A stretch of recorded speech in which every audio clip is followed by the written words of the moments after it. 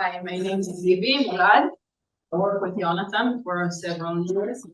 Yonatan is a serial entrepreneur who built through large companies and exited them.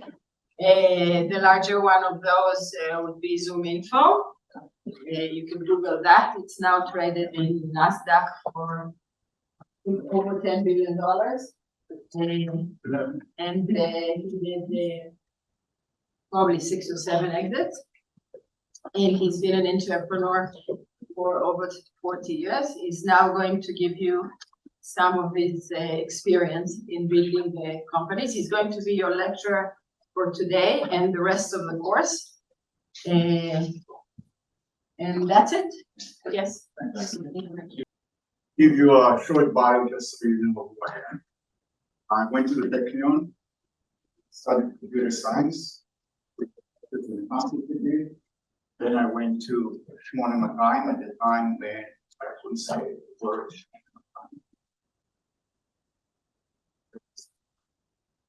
Then I built a company called Yonatan Electric Systems and another company called Karskin.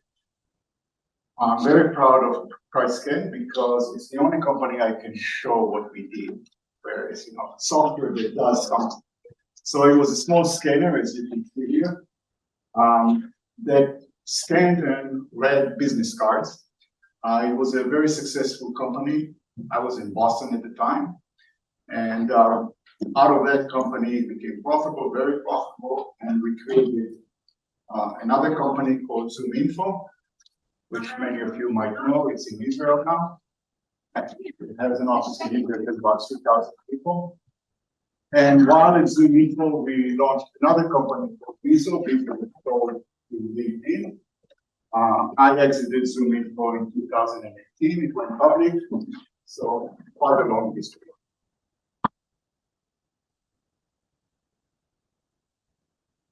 And in the last few years, I started a new venture called Smart Up Academy. And the idea is that this is a residency program to teach the profession of building successful companies. What do I mean by that? And you look at the pictures here and you say, what does that picture have to do with anything? So I explain. People who study medicine go to school in Israel for 6 years. They get their MD, and nobody will ever go to them because they're dangerous.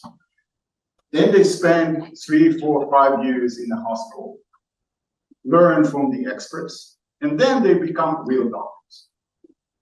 If you are a civil engineer, you study engineering in the Technion, you're on the dean's list, you graduate, and nobody will dare give you to design a high-rise building because you don't know what you're doing. So you go and you work in an engineering school, right? An engineering firm, and after a few years, you specialize whether it's in bridges or roads or high-rise buildings or tunnels or whatever it is, except if you want to build a company. But if you want to build a company, you have a great idea. It's going to change the world completely. You go and you raise money and you have no clue what you're doing. Not because you're an idiot, you just don't have the experience about how you build marketing, how you build a team. So that's what we are teaching people because it takes a long time. The program is usually a few years long. And we started to do it in a different way, which is we have a course called the foundation course. And there we teach for a whole semester how you build a company based on some principles. And the principles are you have to become profitable. You have to build the company so that it can grow fast. And you can do all of that with a fairly modest investment. I didn't raise a lot of money throughout all my career because all the companies became profitable and we financed one from the other. Then we have workshops where we focus on certain things with a small group of companies that want to discuss those, mainly around marketing and sales and things like that. And of course, the residency program I talked about. So today I want to talk about digital innovation because I guess that's the course, digital innovation. And I wanted to talk to you about what does it mean digital. So I would assume most of you think digital means numbers, right? That's it.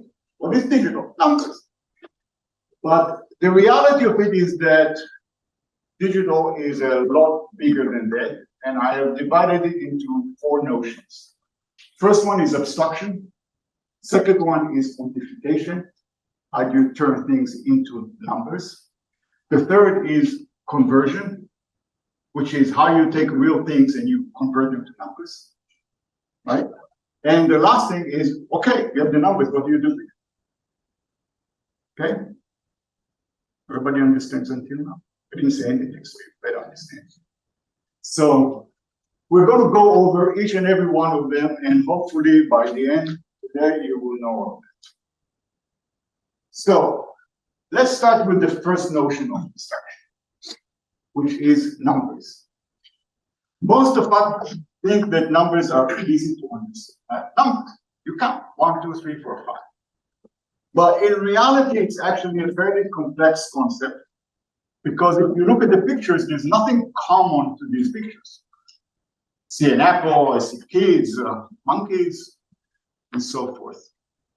And so the concept that you can count and have a number 3, it can be 3 monkeys, 3 cats, 3 chairs, is not a simple concept.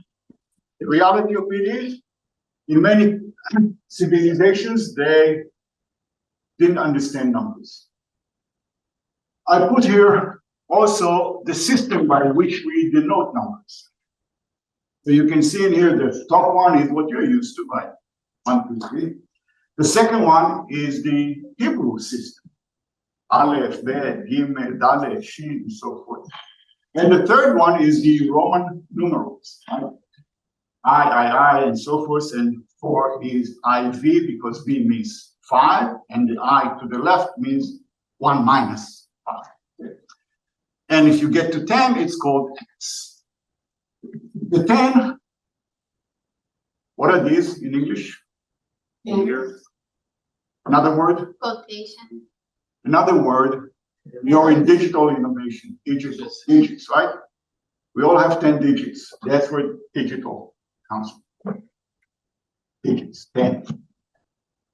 We'll talk later on about the 10 is not the only basic we want to use, okay? So 10 digits, that's where we come from. But when we wanted to abstract something, right? Remember we talked about abstraction. I started with the simple. 1, 2, 3, you can play flowers, cats, monkeys, but what do you do with 0?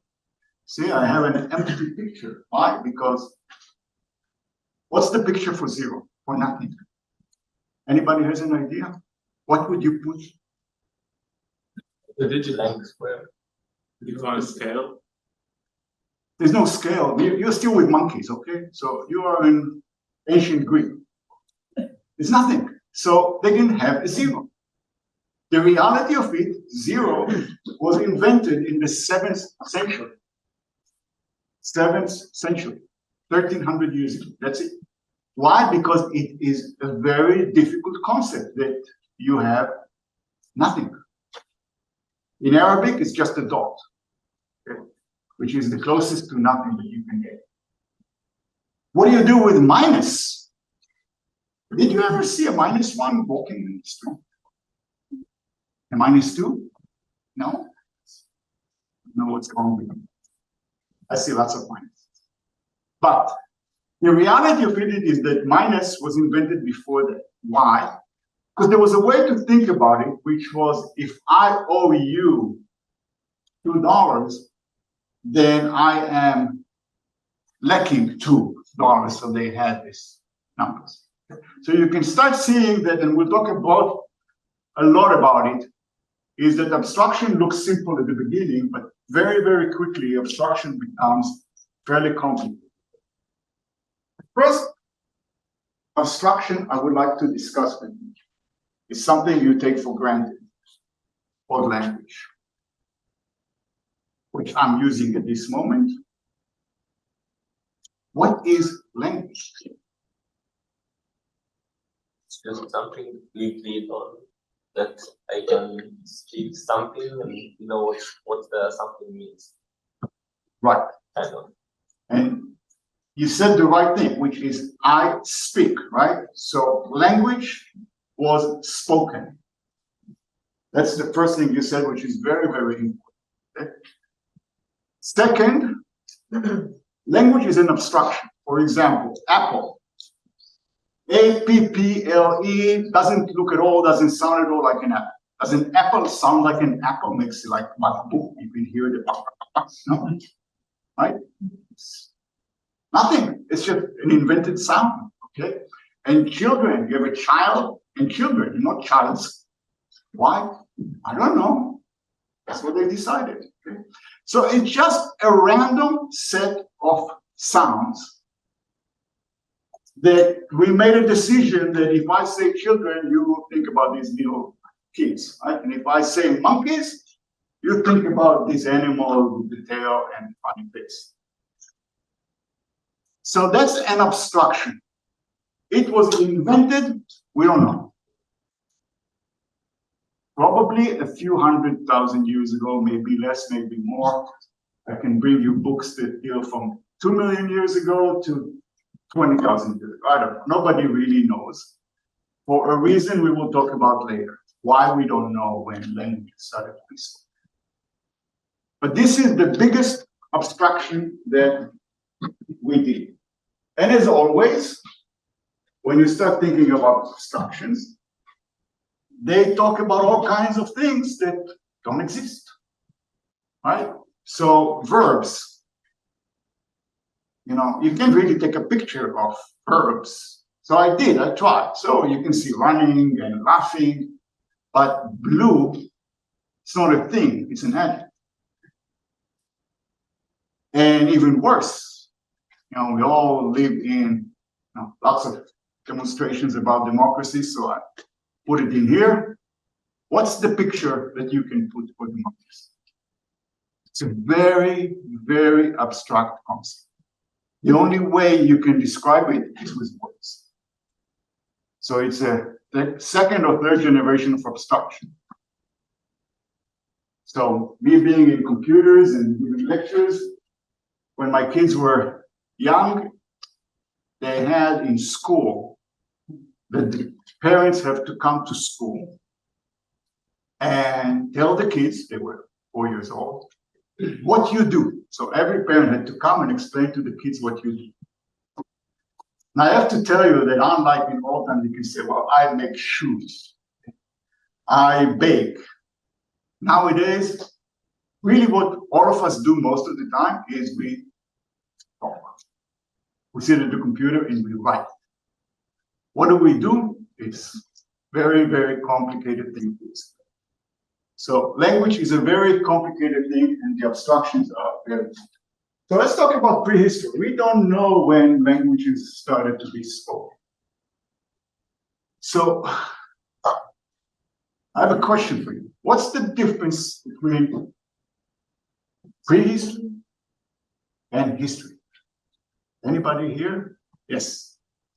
I think history started when we started writing.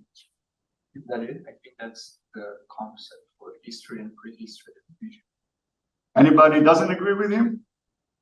3 points. Very good. Okay, yeah. This crazy invention of writing is what separates between history, memory. We have a memory of what people wanted to leave us, and what happened before, which probably wasn't different at all. If you think about it, there were probably kings and cities and wars and love and everything. We just don't know it. There's nothing that is left for us to know. So let's talk about writing. So remember, we're talking about digital innovation.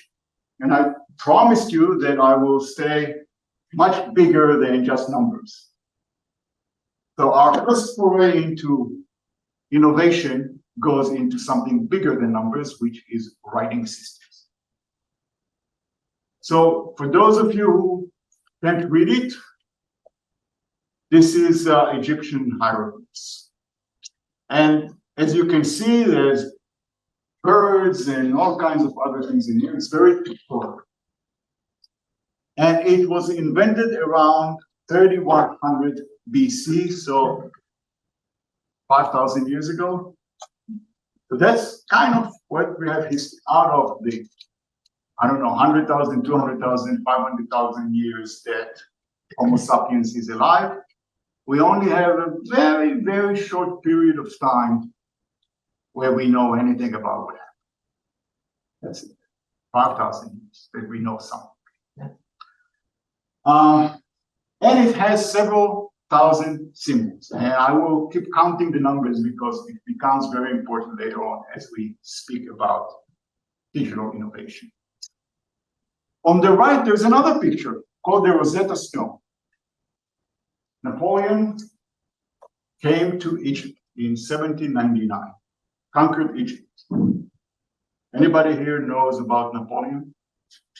Know who he is? Yes? No. So he came to Egypt, and because he was already after the French Revolution, they were very scientific, and he decided that he goes to this very, very ancient civilization, and it's time to start researching. So he brought with him not just his army, but a lot of engineers and scientists and researchers to start understanding the civilization, the very ancient civilization. And they found a stone called the Rosetta Stone. For those of you who can see well, you see that the stone is divided into 3 sections. See that? All of you? So one section is in the hieroglyphs, one section is Greek, and one section is in another language. And basically, they assume that it's the same script, same story, written in 3 different languages. So maybe they can put Google Translate on it. Instead, Champollion made a very wild guess. Remember that to decipher the script, you need to assume the language. Right? We look at Roman alphabets, and it can be Polish, it can be Turkish, it can be Hebrew, it can be English, it can be French, it can be many, many languages. So without knowing the language, just knowing the script will not help you. So Champollion went and made a very brave guess. In Egypt, if anybody here knows, they are a Muslim country, but they have a small minority. You know the name of the small Christian minority? Optic. Good, very good. Who said that? 3 points. I count. Digital. There is a Coptic minority, and they descend back to the early days of Christianity. And he assumed that potentially, because of that, they speak a language called Coptic, that maybe ancient Egyptian was ancient Coptic. So he assumed that it's kind of the same language. Obviously, the Hebrew from the Bible time and the Hebrew, they are similar but not the same, so he took into account that.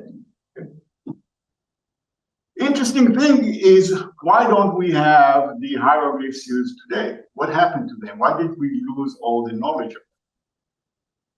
Well, the loss was intentional. It wasn't a mistake.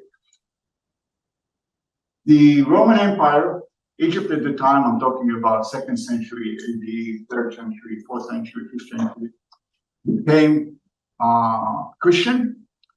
And all of these writing and the context of it sound like blasphemy, you know, it's not Christian values. So they kind of forced to stop using it, and the knowledge was lost. But with Champollion, we now can read those, and gradually we have a lot more information.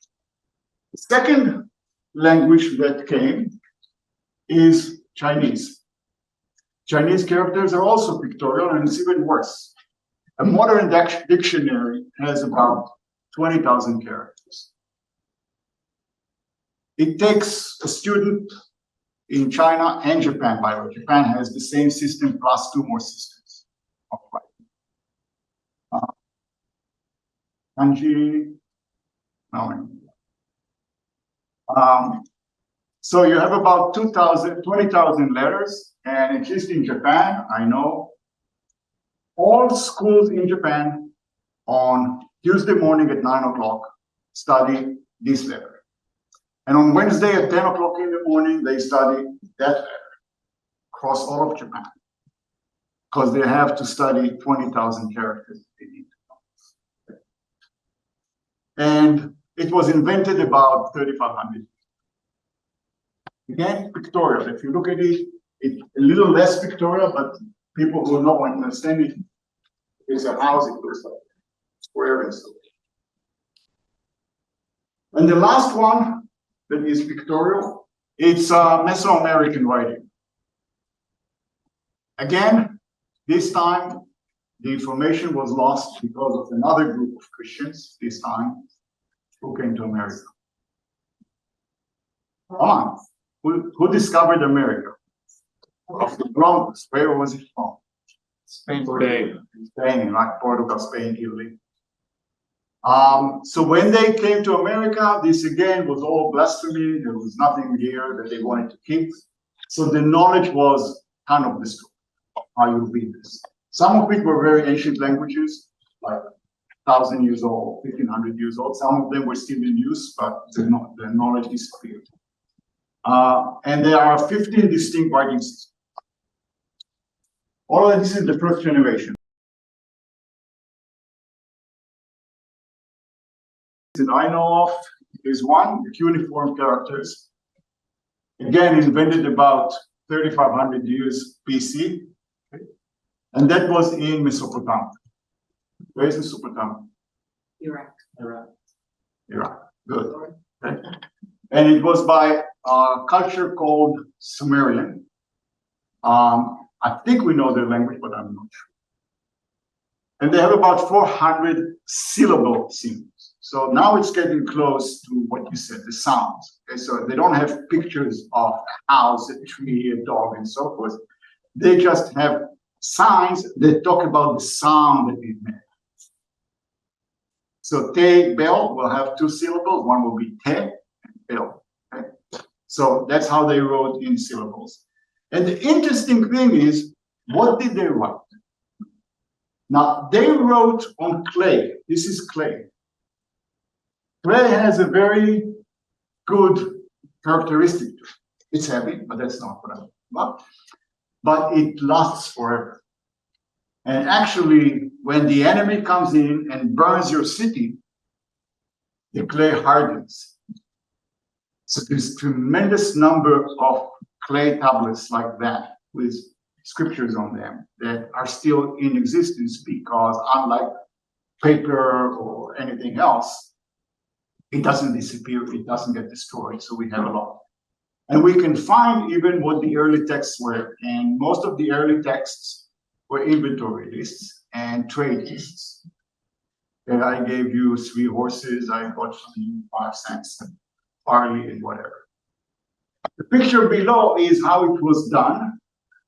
And it's called cuneiform because they used clay and they took like a wedge, and with it, they did this. What is the 3rd generation? The 3rd generation in the ancient world was invented once. Only once. Why do I say that? What's the importance? The importance is to show you the abstraction that happens, okay? So pictorial, you can have in America, you can have in China, you can have in Egypt, independently, because it's simple. The thinking process required to develop such writing system is very simple. I see a chair, I draw a chair.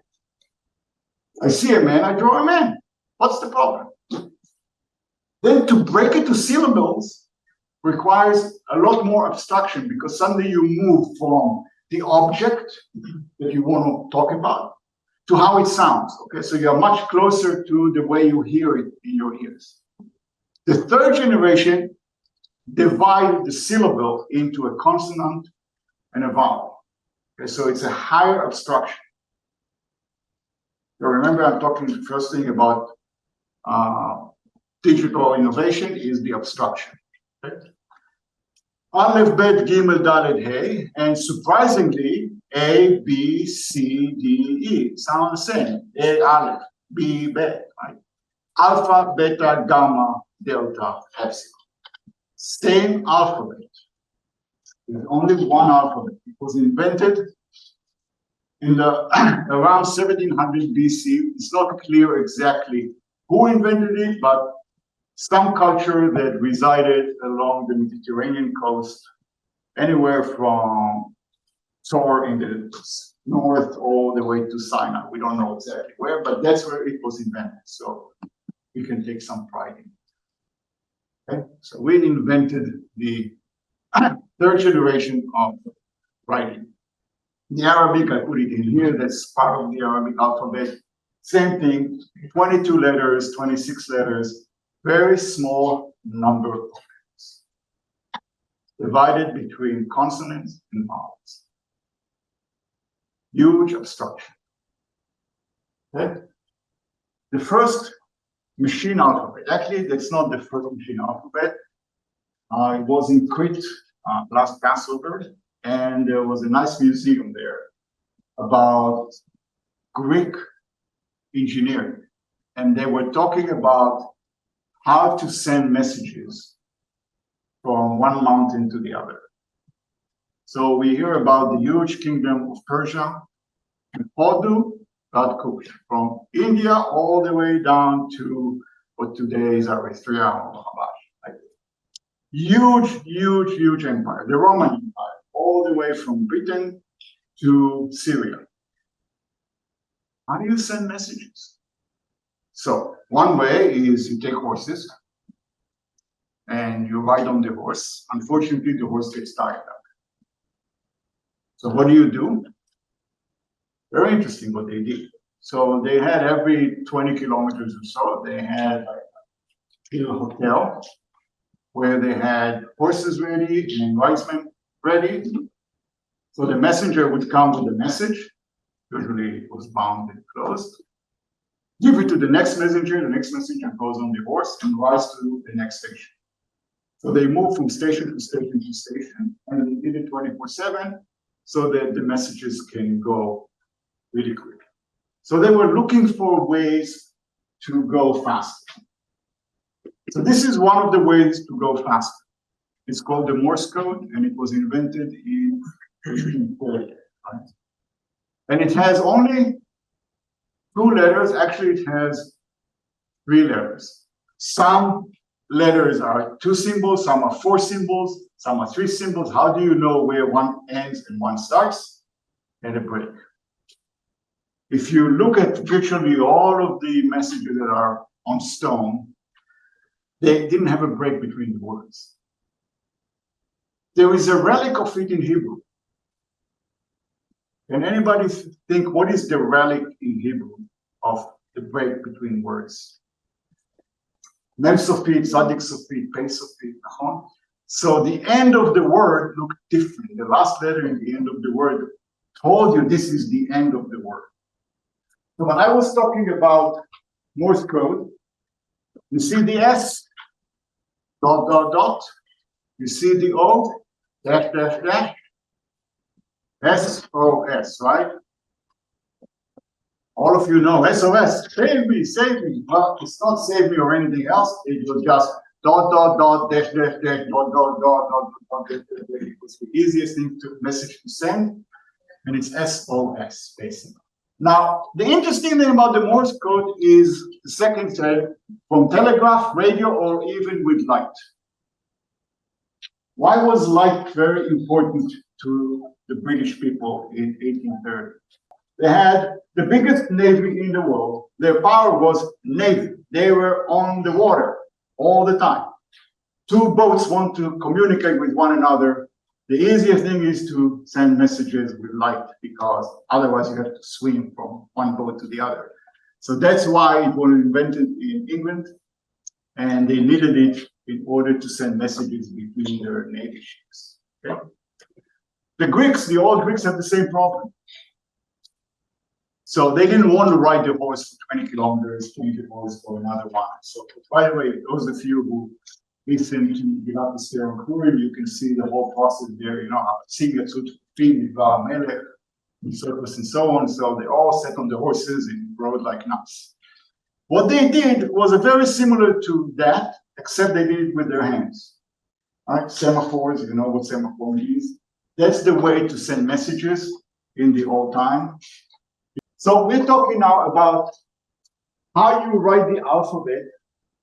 It's another abstraction, okay? It's already going above. We have already characters. Now how we write the characters, we write them in a very bizarre way. I'm taking you up the abstraction layers of the digital innovation. Finally, we are at the computer era. You can relax. We got there. I don't see you relax. That's it. Zeros and ones, finally, okay? So that's called the ASCII code. We have only two symbols, 1 and 0. Why 1 and 0? Anybody knows?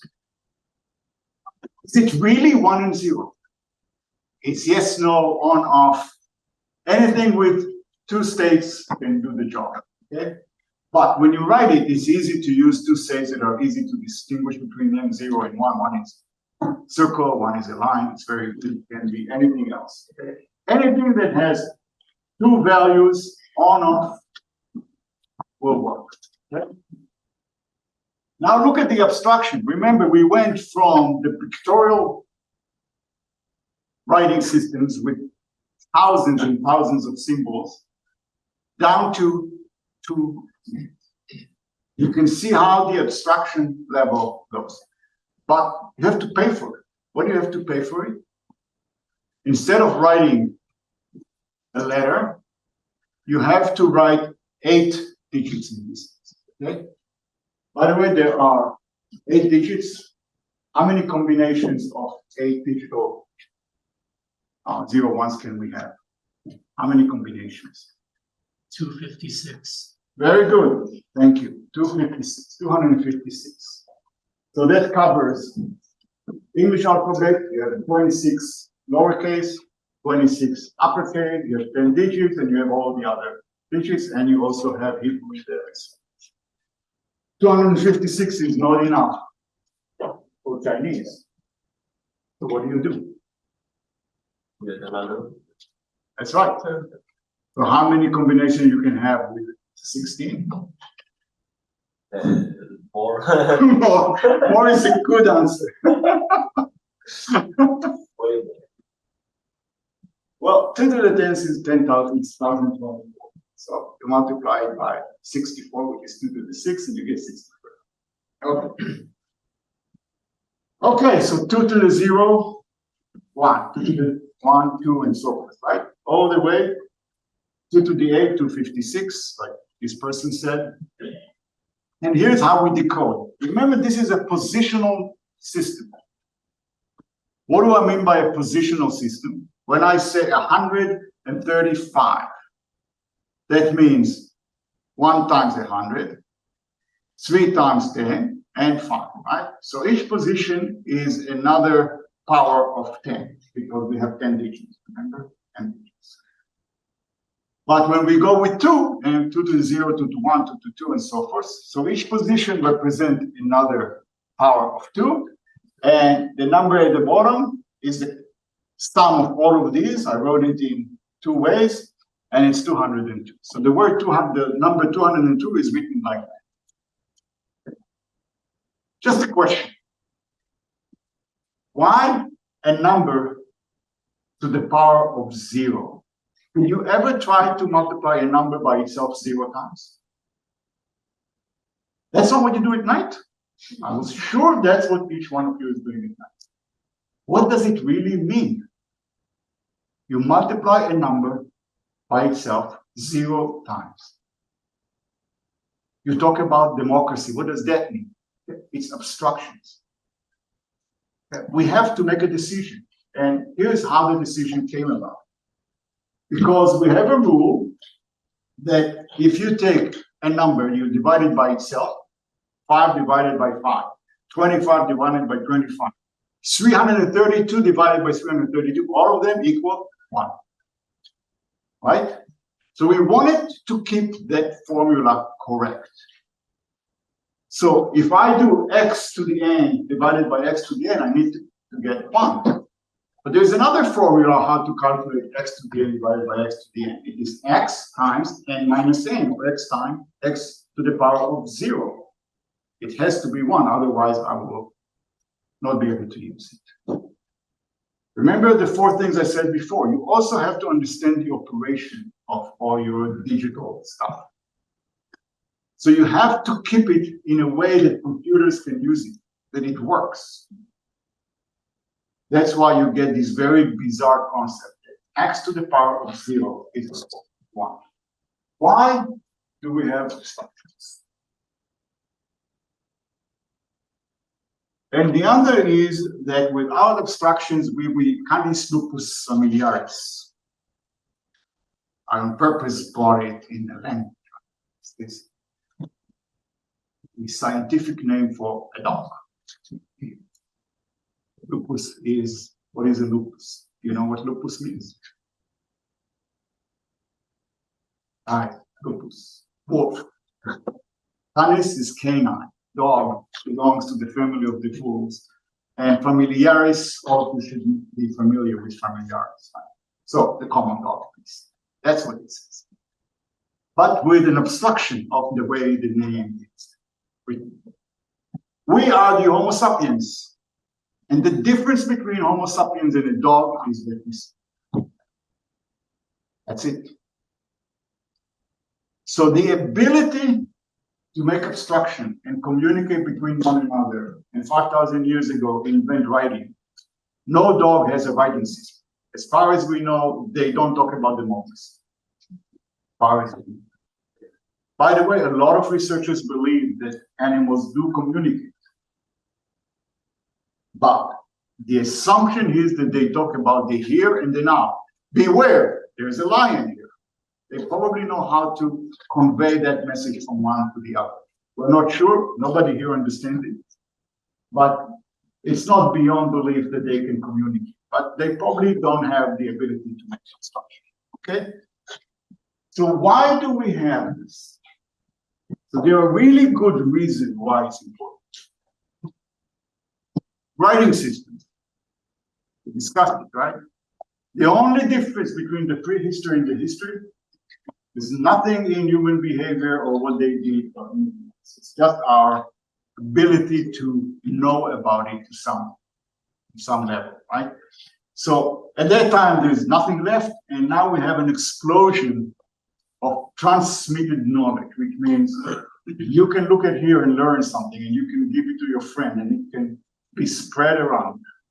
So the ability not just to express yourself, but to spread it around is very, very important. That's why abstraction is so important. The second point is kind of bizarre. We think about ourselves as very, very smart, but when we are very, very good at sequences. So a sequence of familiar things makes sense to us.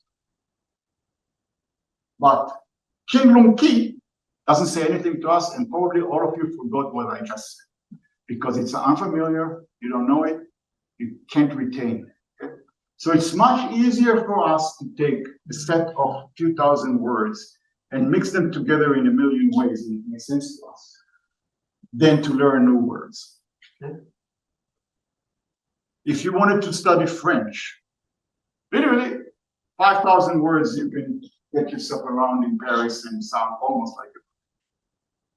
But anybody here speaks French? Nobody. I just showed you how easy it is, right? Why is it so difficult? That's the point. It is very difficult. Our brain doesn't work this way. It just doesn't. Okay, so it's much easier for us to know sequences and abstract sequences and think about sequences. We're very bad at remembering isolated things. We're very good at sequences. Why are we very good at sequences? Well, there is a lot of research around it. And it's called prediction.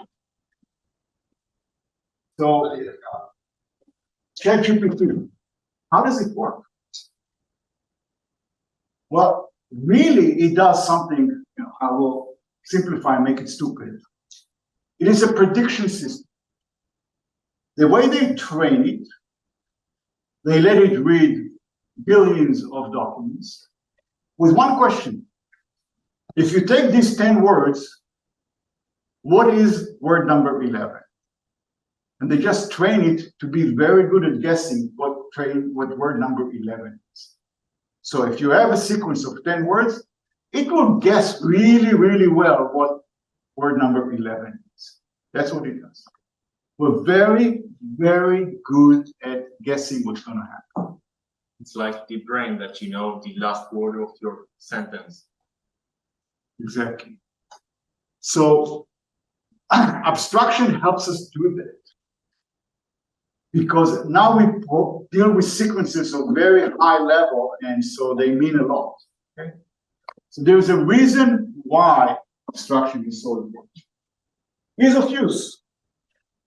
So abstraction gives us the ability to do things. So I didn't talk about, we talked about languages and scriptures, but I didn't talk about how you write numbers. So the way we write numbers today is actually fairly recent. Came from the Arabs, took it from the Indians, same 7th century, okay? So the Indians were really good mathematicians. The Arabs that conquered parts of India took it and brought it over to Europe. And the positional system that we use today, I think that's the only way of writing numbers, actually is going back to the 7th century in Europe. It arrived much later. So what they did is they wrote in the Roman numerals. Okay? So try calculating x I times x xi. I made it easy. I converted it, and now all of you know how to do it. Why? Because we have an algorithm, right? You multiply 3 times 21, you write it, which is 63. Then you write 1 times 21 is 21. You write it like this, you add them, and you get it. There's an algorithm to use. So once you do an abstraction, x to the 0 is 1. Why? Because now we have algorithms that can do things really smart, because we have representation of numbers that is easy to use. If you speak Hebrew, Tashpad is the year today, and try to add to it Taryag Mitzvot, and you have 5. Okay? You can't really use it. I'm really, honestly, highly impressed with all civilizations that didn't have the positional system, and they did a lot of calculations. How they did it, I don't know. I literally don't know how they did it. Okay? And we talked about 7 minus 7 and 7 minus time, and what is minus 7 times minus 3. Very complicated. Learning to write Chinese, we talked about it. How long does it take you to learn how to read and write in Hebrew and English? We were in the US at the time. My daughter went to school, 1st grade, and after 2 months, she couldn't read and write. And we were very worried. So we went to the teacher and we said, stupid girls, you can't read and write yet. And there are kids who learned it in kindergarten. What's going to happen? The teacher started laughing at me. Wait till Hanukkah or Christmas and she will read and write. And lo and behold, by Hanukkah, she waited 3 months. That's what it takes. When you're 6 years old, you learn the 26 letters of the alphabet compared to Chinese. There is value, tremendous value in all of these abstractions. So I want to vote. Who here thinks they are digital? Raise your hand. Only 3 are digital. 4. So yes, we are digital. All of us are digital. 4 letters, that's all. 4 letters. and actually only 4 atoms. That's it. Okay, hydrogen, carbon, oxygen, and nitrogen. That's all what we are made. All of you heard about DNA. The DNA has 4 letters, A, C, T, and G. I gave you the chemical formula for those of you who want to combine it at home. That's it. So the notion of digital innovation goes back 500 million years ago. So it wasn't invented with all the hype. Just so that you think about it. Way before high-tech, 500 million years ago, we were already in digital innovation. Now, how did it work, this digital innovation? Well, it started with a single cell. Actually, we don't know what happened before the single cell. We don't have any evidence of how it happened. So the question of how life started is unresolved. We look at it. Some believe it happened on Earth, some believe it arrived on a meteorite, and some don't know. And some believe that God is. But we know the evolution from single cells. Okay? Single cell have a DNA. And they divide and the DNA multiplies. And as Darwin told us, there are errors from time to time. So over time, changes accumulate, and if they are positive, then that population survives, and if they're negative, that population disappears. And gradually, over a long period of time, we have a huge variety of animals. Remember what I said? When you have high level of abstraction, crazy things can happen. Now you see it. Only 4 letters. That's all. 4 letters. But the DNA is long. It's a few billion characters long. Okay? And we will get at the end to the operation. So just having DNA doesn't make any sense. So there is a whole process of what do you do with the digital abstraction? We'll get to it. But what do you do with digital abstraction? So animals, what they do with it is they move. That's what they do. One thing that I forgot to say, incremental improvements. You're going to hear it a lot because at the end you're talking about innovation, right? You can do crazy things and think you are saving the world, but the reality of it, most innovation is incremental. Look at how long it takes for the writing systems to evolve.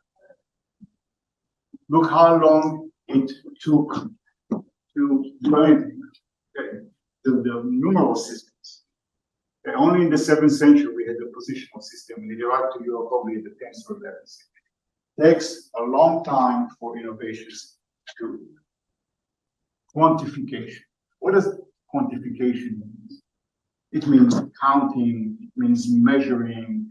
It basically means taking something and converting it into numbers. You're in the course about digital innovation, so you assume that at the end there are numbers. But the question is, how do you do the quantification? How do you convert something into? So the first question is, can animals do it? Who thinks that animals can count? Researchers today believe that most animals can tell that 4 is bigger than 3 and 3 is bigger than 2, just by looking. They're not counting. The reality of it, you do the same. 1, 2, 3, 4, we don't count. We just know. We look at it and we know. And we think this is really a residue from the time we were animals. So most researchers believe that animals have the capacity to recognize 2 from 3 and 1 from 2, as you said. It's helpful if you have 4 kittens to know that you only moved 3. Right? So you have to go back and get the 4th. So there is also an evolutionary benefit to knowing when you lost a key. Then you can call 111 and say, where's my last kitten? But There was Clever Hans. It's a dog, it's a horse. It's a funny story that with endless number of tests could count. You can ask him how much is 3 plus 5, and he would tap with his leg 8 times. You said 6 minus 2, and he clapped 4 times. And it drove scientists crazy that this dog can count. Now look at the picture. So the person there is his trainer. What they discovered afterwards was, and nobody knows whether the trainer did it on purpose or the trainer just had something that the horse recognized on his face when he clapped enough times to stop. Okay, so it basically was a communication between the horse and the trainer that told him when to stop doing this on the ground.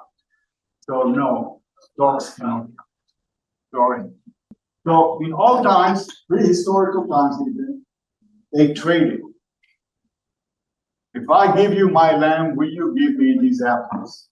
And she would say, only if I'll give you only 5 apples. Yeah, right. So, but is it efficient to do barter? The problem is, how do you decide that my lamb and your sacks of grain are the same value? So what people started doing, which if you think about it is ingenious, is they did an abstraction. They used a measurement system called money. And instead of bartering 2 things, they first converted their value into a common system called money. And now you don't have to argue anymore. I think my horse is worth $100. You think your shirt is worth $100. If we agree that they are worth it, we can. If I think my shirt is worth 50 and your horse is worth 100, I'll give you another 50. Okay?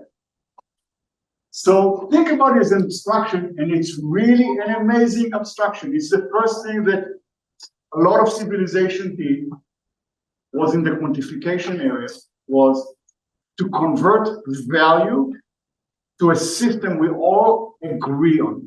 Okay? In the old times, there were coins made of gold, silver, bronze, whatever. There's one civilization that didn't use gold for that. You know which one is yours? Chinese. Roman Empire. Oh, they used gold and silver.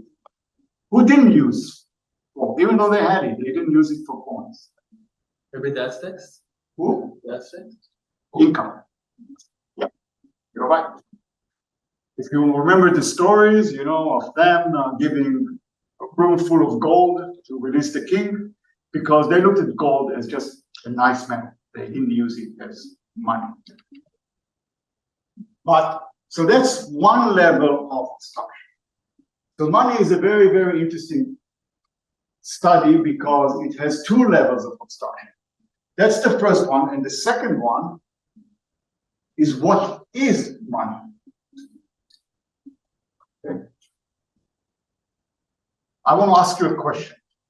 Who here doesn't have a single note in their pocket?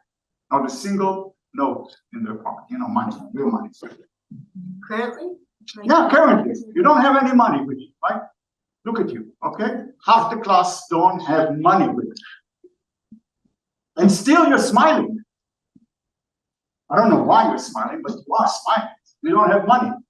Why? Because what is money is becoming more and more abstract.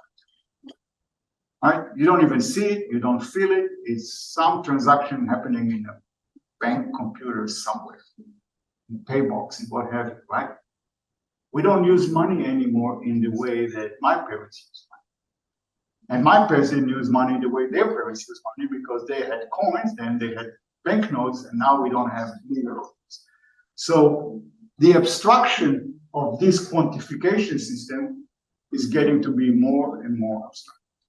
Okay, so remember, we're talking about quantification, and now we're talking about abstraction. Okay, let's talk about the third point, which is conversion. How do you decide what's the value of something? If I want $100 for my shirt, and I ask anybody here, are you willing to pay me $100? And nobody says yes, and it's not worth $100. Okay, I'll give it to you for 50. Nobody says yes. I'll give it to you for 10. And 3 people say yes. That's the value, right?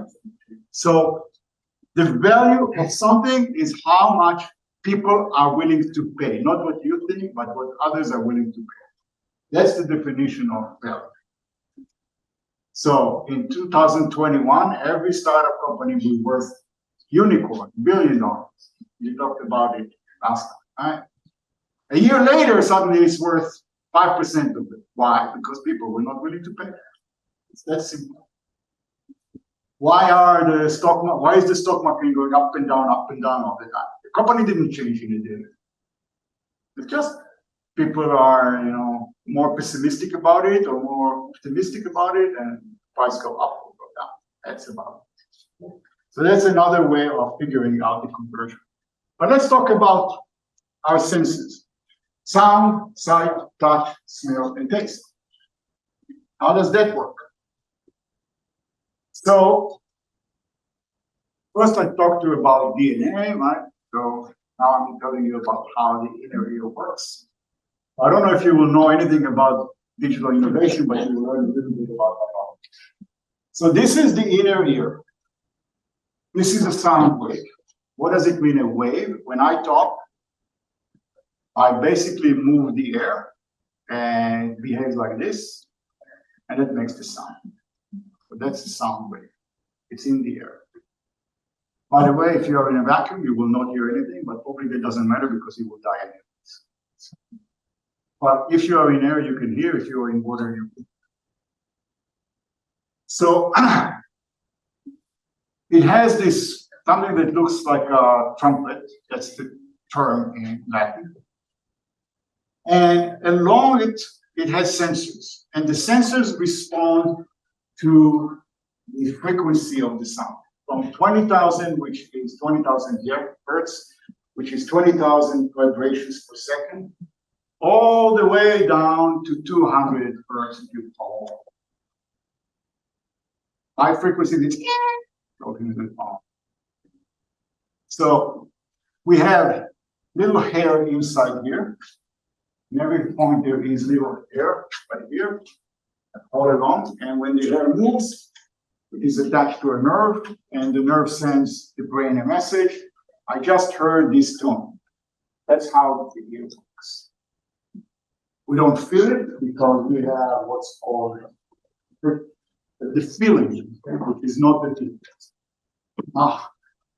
All of you use Spotify. Spotify doesn't look like that. So what happens? How does that miracle happen? So what we do is sampling. So we have equipment. We have equipment that you see the ADC in here. It means analog to digital converter. So the sound wave is analog, is wave. You see the wave. Digital is numbers. So what it does, it samples the sound from the microphone. About at the minimum 5,000 times a second. But usually to hear good music, you want to sample it 20 to 30,000 times. Just take measurements. And you keep these measurements in memory at the middle. That's how we convert sound into digital. Those of you who have seen a record, a vinyl record, how did the vinyl record work? How did it make sound? By the height of the needle on the disc itself. That's right. It literally was an itching of the sound wave, literally. Okay. But that's not the way modern music works. We sample it and we keep it digital, which is why we can keep it in a disc on key or in the iPod or whatever and keep it digital. How does the eye work? Experiment they did, they took cats and they put glasses that turned the picture upside down. And the cats were like almost drunk, but after a few hours, their brain flipped the image and they were able to walk normal. Then they took the glasses off and the cats all. Anyways, so there are two types, actually 4 types of cells on the retina. The retina is this. The back of the eye is called the retina. That's where all the nerve cells are. In the middle of the retina, there is a very small area called the macula. Macula is about 2 to 3 millimeters, a round area, 2 to 3 millimeters. That's most of our acute vision is happening in the macula. That's it. Just a very, very small area, which is why we move our eyes all the time, because we don't really see unless it falls on the macula. And there are about 405 million cones. Cones are the ones that receive color. And we receive color or we see color because the scientist Paul Maxwell in 1861 discovered that it's enough to have 3 colors in order to create any possible color. If you take every print, take a newspaper with color printing, take a magnifying glass and look at it, and you will see it made of small dots. Red, green, and blue dots. That's it. That's how we create the illusion of color. So the cones are sensitive to color. The rods are sensitive just to light, which is why we can see in a dark room, because we're very, very sensitive to any light. We don't see the color, but we see movement, we see the shape and so on. Okay? There are about 4.5 million cones. Just to give you a sense, 4.5 million is about 2,000 pixels on 2,000 pixels, which today is like nothing for a camera. It's very low end. That's all what we have in our. So we fool ourselves to think we really see well, but we don't. We have a feeling we see everything, but we don't. Okay? There are some 90 million rows. So how do we do this with digital camera? So essentially we are replicating what the eye does. So we have a sensor. On the sensors, we have very small sensors on it. And every pixel, that's called a pixel, has a filter, whether it's green, red, or blue filters. So we see the light red, green, or blue. And we measure the intensity of the light that goes through. Usually, you generate a byte, which is 8-bit, which is 250 levels of intensity. 0 means nothing, 255 means it's the highest.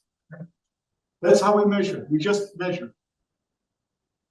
And we have, most of sensors have more than 4 million pixels. They have much more than that. A good camera will have 10 million pixels, 20 million pixels. So most of our cameras have a much better sensitivity. So we come to the last point. Great. So we convert everything, it's digital, we understand the abstraction, we understand the quantification, we understand the sampling and how we get it, conversion. But what do we do with it? Okay. So the last point in this digital innovation is the operation. What do we do with all of this abstraction, conversion, and information? The operation means the process or the machinery that takes the digital abstraction and turn it into something tangible. Tangible is another word to say useful. Sometimes you really can see it, you can hear it, touch it. Sometimes you can just make money out of it. But it is something useful. How do you take all of this and turn it into something useful? The examples, okay, DNA. For the DNA to turn into an animal, it has to go through million steps along the way. This is the machinery, right? So at the most lowest level, I describe only kind of the first few levels, is you read the string. Usually a protein is a string of a few hundred molecules. To do it, you need a machinery called the ribosome, okay?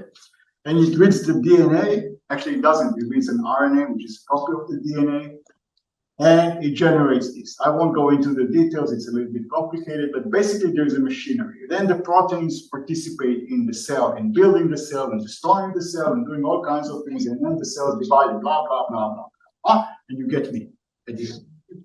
Okay? Or you. For no, I'm not taking any ownership. So that's the machinery. The positional number system that I said before, okay? Why is it machinery? Because now we have an algorithm. You know, if you look at that question, if I wrote it in Roman numerals, you will never figure it out.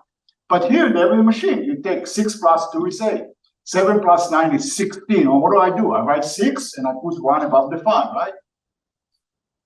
There's an algorithm. You all learned it in 2nd grade. So this abstraction and conversion and all of that stuff that we learn is serving a purpose. The purpose is an algorithm that makes it easy to calculate. Okay? And money. I don't think anybody here will think money is not. If there is anybody who thinks money is not important? You're lucky. If you said something, say you're fine. Okay? So the same thing. Let's talk about operation regarding language, because I kept talking about language and writing systems and so on. So there was somebody called Gutenberg in 1436 in Italy.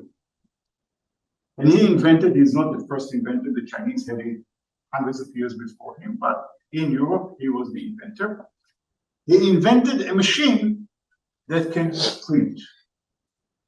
His concept was that you create the letters in small lad things that you can pack them together into lines, and you put the lines together into a frame, and then into a page, and you can print. And that changed the world. This invention changed the world. Why? Because let's think about 1435, the year before that. A book in Europe had to be copied by hand. Did you try copying the book by hand? No, right? Most people wouldn't. So they did it a lot in the monasteries. And they devoted it to mainly holy books and religion books and so forth. So books were very, very rare. If books are rare, then there's no reason for you to learn how to read. For what? So 95% of the population in Europe didn't know how to read and write, were ignorant. So their level of education was very small, very low. But once books became available and the prices dropped dramatically, then people could buy a book. If they want to read it, they needed to know how to read and write. They started asking questions. And that was very, very dangerous. What happened in the year 1600, about the year 1600, to the Christian denomination? Does anybody know what happened? The Reformation. Very good, very good. Martin Luther, right? Martin Luther came about and he thought that the Catholic Church was corrupt and stupid. So he wanted to reform the church. A lot of people tried before him, by the way. A lot of people. They became stakes. Literally, they became stakes. The Inquisition took them, put them on the fire, done with this. No more. What Martin Luther did, he wrote his manuscript, the 96th book or something, I don't remember it, and he published it. And it started going like wildfire, not the real fire we use for people, just metaphor. And people started reading and listening, and the Reformation started, and with it started a lot of wars in Europe. So Europe was at war for a few hundred years because of the Reformation, because of Gutenberg. He didn't know it, but that's what he did. So what is that the operation in Europe? They didn't invent anything, no new language, no new script, no anything, but the machination. Remember, the machinery changed and it changed the world. About that. I didn't talk about the operation. I just talked about the sample, right? But as you can see, there is a mirror image. So here you kept the digital music, but what happened on the other side is exactly the opposite. So you sample the numbers, they represent, the power, and basically you start moving the membrane in the speaker, and that membrane starts moving in the air, and you hear the same sound, the same music that you have sampled. So it's just basically the reverse. Same goes with vision. Basically, the sensor and the plasma display or the flat panel display is exactly the same, except one is sensitive to light and the other is emitting light. But it's the same exact thing, that you have pixels, red, green, and blue. And if your sensor senses that the level of the green on this pixel is 25, then the display will show a level of 25 on that pixel is the same, exactly the same. Okay, so we dealt with sound and sight. What about touch, smell, taste? Can we quantify them? Can we operate machinery to do it? Well, the answer is we're working on it. So the sensations of smell and taste are not because of waves. We have light waves and sound waves. These are not waves. They're chemical. So we can develop sensors for the chemicals. Undefined. So that's why you can develop a nose, an electronic nose. But the machinery to produce it means you need to put more chemicals into it all the time. People don't do it. So it doesn't exist. With touch, there is haptic. And you have a phone, you do this, you do that, right? Basically, it senses your touch. Okay, so we can sense it. There's no simple way of giving you the feeling of touch. So that's why we don't see it. So innovation today, I wrote in here, like walking in a toy store or a candy store, you can pick and choose whatever you want, satisfy yourself and play with it. And I will explain in a moment what do I mean by that. But I'll start with a tool that I guess all of you carry with you at this moment, which is a smartphone. Smartphone is an amazing tool that, as far as I know or think about, probably uses about 20% of its ability to change the world. And it changed the world. It was the fastest change that ever happened. It means virtually everybody from anybody around the world has. It's a computer. It's a very powerful computer. And everybody in the world. Interestingly enough, in underdeveloped countries, it's even more important than in developed countries. They don't have computers. They don't have electricity in many places. So the fact that they have a phone. The funny thing is, they have solar panels because there is no electricity, and they have cellular because they need to get to the internet. So they might not have water, but they have solar panels and cellular. Okay, why? Because it is so critical to their lives to be able to figure out the prices of milk because they produce milk or soy or grains or whatever it is. So it is connected to the internet all the time, give you access to the whole world. You can run sophisticated applications, you can write applications in it. It is very easy to develop the application. There are many, many tools you can use, and many service providers it will develop. It has a camera and a microphone. Remember, I talked about the two senses that we now interact with machines all the time. They are built into the system. And it has a GPS. The GPS allows you to have applications like Waze, like Uber, like Volt. But just think about all the applications that became possible because we quantify location. Remember, we need to convert something into digital. And it has enormous memory. You can keep thousands and thousands of pictures and other. Should I finish? Yes? Okay. I'll finish. I'll finish. Thank you.